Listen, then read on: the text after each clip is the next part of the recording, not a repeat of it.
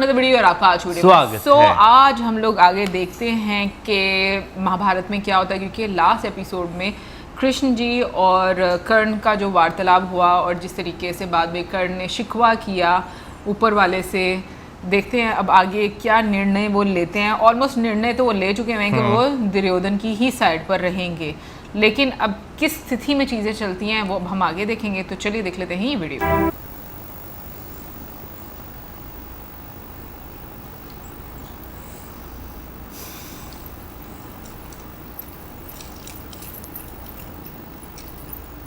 मुझे लगा करना है। युवराज की जय हो, युवराज की जय हो। क्या है? अंगराज भेंट करना चाहते हैं। कर्ण नहीं आया अंगराज? इस टाइम और वो भी इस समय? उन्हें यहीं ले आओ। जो आ गया।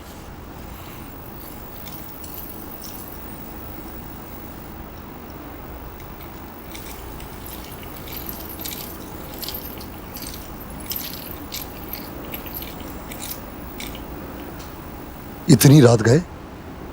तुम्हारी नींद भंग करने के लिए क्षमा चाहता हूं मित्र।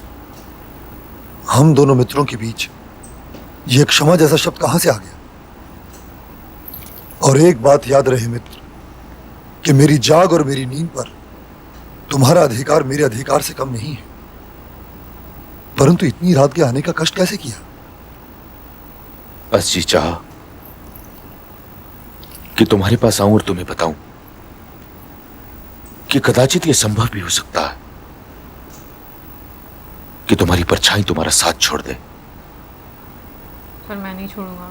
किंतु यह सूत पुत्र राधे तुम्हारा साथ कभी नहीं छोड़ सकता। तो तुम केवल मुझे ये बताने आए हो, परंतु ये तो तुम्हारे बताए बिना भी मैं जानता हूं। तो हो सकता है कि तुम्हें साक्षी बनाकर मैं तुमसे यह कहने आया हूं मित्र, धूप सूर्य का साथ छोड़ सकती है, उपज धरती का साथ छोड़ सकती है, दिशा वाण का साथ छोड़ सकती है, किंतु यह कर्ण दुर्योधन का साथ कभी नहीं छोड़ सकता, कभी नहीं छोड़ सकता। मेरे मित्र, अपने आप को तो सली दे रहे हो। बातें जो हुई हैं इससे पहले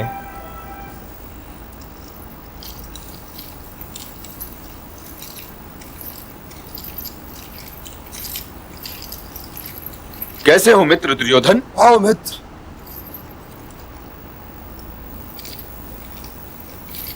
प्रणाम मामाश्री। मामाश्री, आपके इस मुखमंडल पर विश्वास का जो प्रकाश हुआ करता था, कहां चला गया? इन्होंने उसकी सुरक्षा को ध्यान में रखते हुए उसे गंधार भेज दिया है। अरे मामा श्री, हंसिए हंसिए। इतने वर्षों से हम जिस युद्ध की प्रतीक्षा कर रहे थे वो सामने खड़ा है। इसीलिए नहीं हंस रहा भांजे श्री, इसलिए नहीं हंस रहा क्योंकि जब युद्ध उस पार खड़ा हो तो हंसना नहीं चाहिए, सोचना चाहिए, सोचना। उस दिन भरी सभा में उस वासुदेव कृष्ण ने जो चमत्कार दिखाया था उसके प्रभाव के विषय में सोचो, प्रभाव के विषय में। उस मायावी ने उस दिन न जाने कितनी ही आत्माओं के आलों में अपनी भक्ति के दीपक जला दिए होंगे। ये जो श्रद्धा होती है ना भांजे, ये एक अचूक अस्त्र है और कवच भी है। इससे सदैव सावधान रहना चाहिए। तुम्हारे ना जाने कितने ही काट के योद्धाओं को उसकी माया दीमक की भांति चाट चुकी है अब तक, और यदि चाट नहीं चुकी तो चाट रही होगी। इसलिए अपने महारथियों को कस के पकड़ने का प्रयत्न करो भांजे, कस के पकड़ने का प्रयत्न करो। एक एक से पूछो कि वो तुम्हारे पक्ष में युद्ध करेगा या नहीं। मुझसे पूछो इन महारथी अंगराज से पूछो। पूछो भांजे। मुझसे भी मामाश्री? मैं तो स्वयं अपने से भी पूछने को कह रहा हूं। आज निष्ठाएं बड़े दबाव में है अंगराज। जो निष्ठा दबाव में आ जाए मामाश्री, वो निष्ठा नहीं, केवल निष्ठा का भ्रम है। मैं एक धनुर्धर हूं। जिस लक्ष्य भेदन का संकल्प कर लिया सो कर लिया। मेरा लक्ष्य अर्जुनवध था, अर्जुनवध है और अर्जुनवध रहेगा। आप अपने आप से पूछिए। यदि चीता अपने बूटे बदलना भी चाहे तो नहीं बदल सकता अंगराज। वह तो पांडवों को कुशल देख ही नहीं सकता, कभी नहीं देख सकता। तो फिर चिंता का कारण? प्रश्न ये है मित्र कि हम अपनी सेना का प्रधान सेनापति किसे नियुक्त करें। तुम किसे चाहते हो? मैं तो तुम्हें चाहता हूं मित्र, और मेरे विचार में यही उचित है। अरे मूर्खों के सिर पे सींग नहीं होते दुर्योधन। मामाश्री ठीक कह रहे हैं दुर्योधन। तुम क्या समझते हो कि क्षत्रिय किसी सूतपुत्र को प्रधान सेनापति स्वीकार कर लेंगे? क्या मैं क्षत्रिय नहीं हूं? और यदि मैं तुम्हें प्रधान सेनापति स्वीकार कर सकता हूं तो किसी और क्षत्रिय को भला तुम्हें प्रधान सेनापति स्वीकार करने में क्या आपत्ति हो सकती है? अरे ये युद्ध जीतने के लक्षण नहीं है भांजे दुर्योधन। मैं पितामह को प्रधान सेनापति नियुक्त नहीं कर सकता क्योंकि वे पांडवों के शुभचिंतक हैं। मित्र दुर्योधन, प्रधान सेनापति बनने का अधिकार तो केवल गंगापुत्र भीष्म को ही है। हाँ, और राजनीति के साथ साथ युद्ध नीति की भी यही मांग है। कुंती का कौन सा ऐसा पुत्र है जो गंगा पुत्र की ओर बाण चला पाएगा? क्या उस सर्वश्रेष्ठ धनुधर के बाणों में गंगा पुत्र भीष्म की छाती वेदने की शक्ति है? नहीं। अरे आधी विजय तो उन्हें प्रधान सेनापति नियुक्त करने के साथ साथ ही हो जाएगी। बाकी बची आधी सो उसका प्रबंध करने के लिए तुम्हारे साथ अनेक महारथी हैं।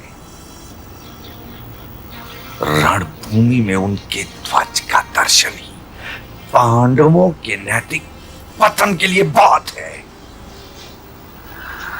और वो वसुदेव पुत्र भी गंगा पुत्र भीष्म के विरोध में कुंती पुत्रों को कोई पट्टी नहीं पड़ा पाएगा, कोई पट्टी नहीं पड़ा पाएगा बाजी।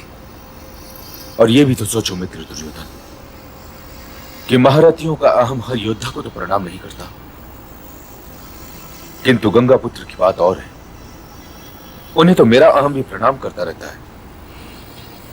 तो यदि किसी और को प्रधान सेनापति नियुक्त कर दिया तो मित्र हमारी सेना में फूट पड़ सकती है। हाँ दुर्योधन, फूट पड़ सकती है।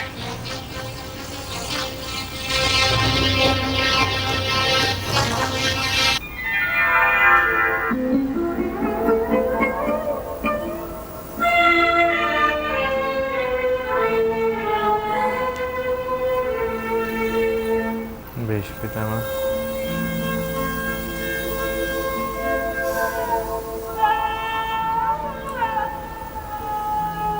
वो अपने मित्रों के साथ बैठे हैं। अंधेरा अंधेरा।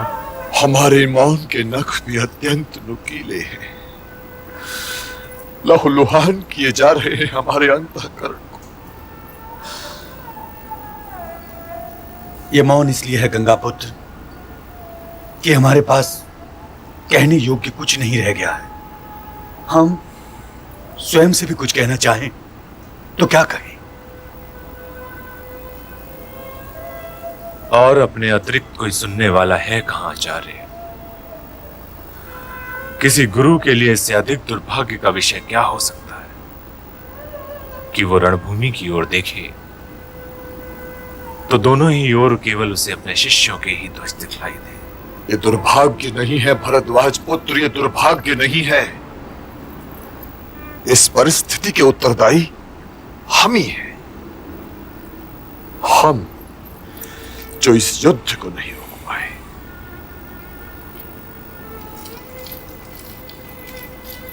प्रणाम तातश्री। प्रणाम आचार्य द्रोण। प्रणाम आचार्य कृप। आओ विदुर आओ। तुम ही कुछ बोलो। हम लोग तो अपने भीतर के सन्नाटे से डरे बैठे हैं। कुछ कहो विदुर, कुछ कहो। वास्तव में इस समय मैं कुछ कहने ही आया था ताजश्री। इनके पास तो कहने योग्य कोई ना कोई बात सदैव होती है। क्या कहने आए थे?